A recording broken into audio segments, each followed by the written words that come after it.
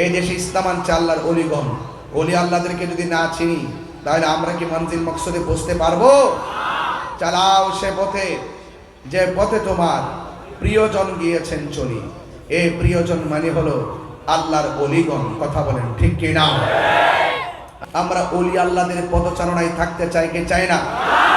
পদতলে থাকতে চাই কি চাই না? অলি আল্লাহদেরকে অনুকরণ করতে চাই কি চাই না? অলি আল্লাহদের প্রতি আমাদের মহব্বত আছে না নাই? অলি আল্লাহদের সঙ্গে শত্রুতা থাকলে আমরা কি আল্লাহকে পাবো?